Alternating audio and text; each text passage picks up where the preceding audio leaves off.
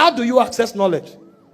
Number one, you get knowledge by asking or prayerfully studying. The reason I put prayerfully studying is because these kinds of knowledge are furnished by the spirit of wisdom and revelation. And so this knowledge, you don't break upon it just because you read a book. While you are reading, a spirit will open your understanding. So you read prayerfully to access this kind of knowledge.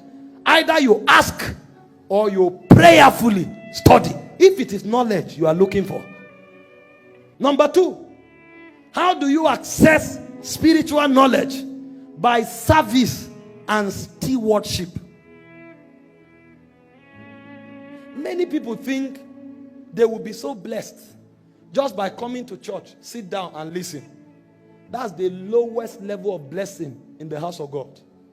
If you really want to be blessed in the house of God, when you come to the house of God, you look for something to do. Ask those who serve, they will tell you. Nobody who was superlatively blessed in the house of God did not commit his hand to it.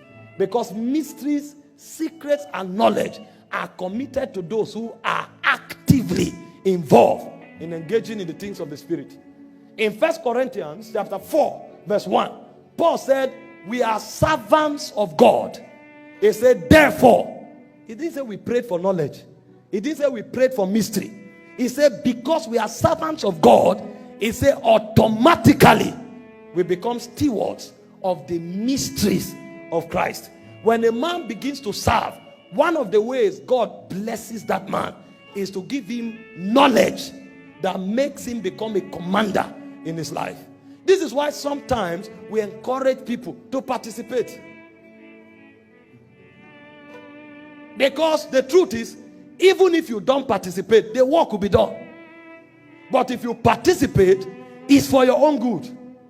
In fact, you cannot grow in the things of God if you are not a co-laborer with God. Because there's a level where words can't teach you beyond. There's a level of knowledge that you learn as you are on duty, as you are in line of duty. And so it is deception for people just to want to sit in the house of God and not be engaged. The third way to get spiritual knowledge is by fear and reverence for God.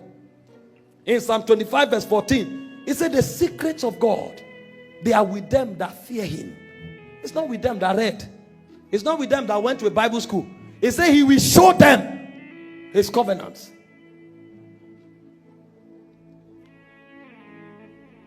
In Proverbs chapter 9 verse 10, it said the fear of the Lord is the beginning of wisdom. Job 28 verse 28, the fear of the Lord, this is knowledge. He said reverence for God is understanding.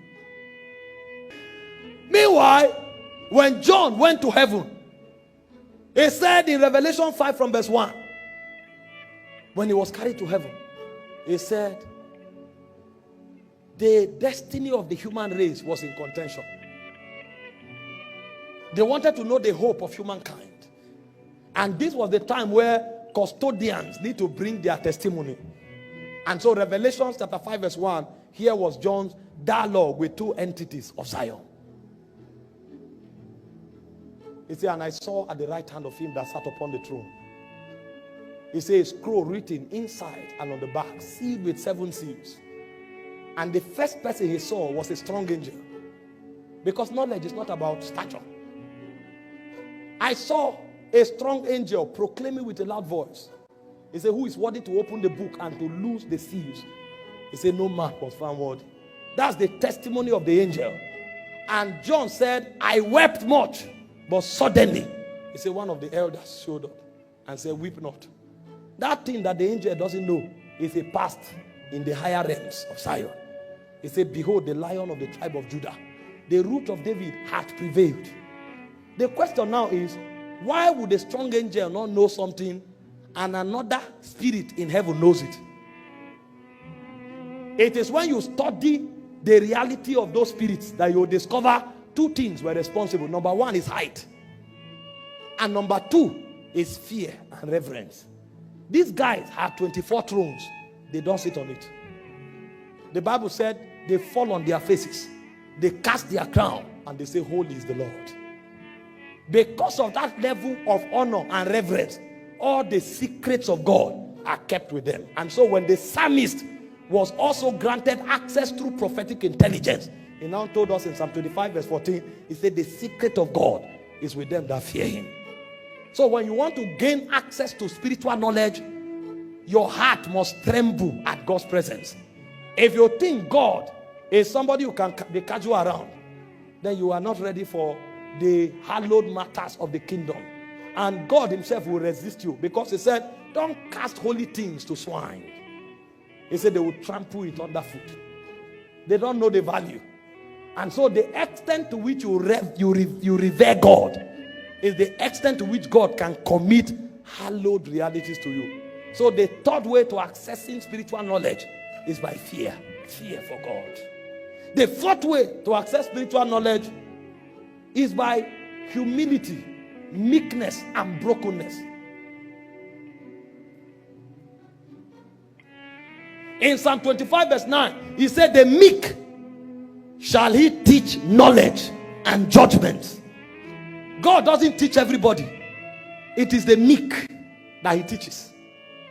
A man who is meek is a man who generously esteems others above himself. A man who is broken is a man who generously subdues himself, subjects himself under authority. So both of them speak of the same character. And so when God wants to open you to secret, he's looking at, because the ability to handle the power that comes with knowledge will require brokenness. So 5 ways to walk in knowledge, spiritual knowledge, is by number 1, asking or prayerfully studying. Number 2, by serving or service or stewardship. Number 3 is by fear and reverence. Number 4 is by meekness, humility, or brokenness. And number 5 is by purity. Blessed is a man in whom these 5 credentials are available. And as we give ourselves to these things in this month, God will bring us into realms of knowledge.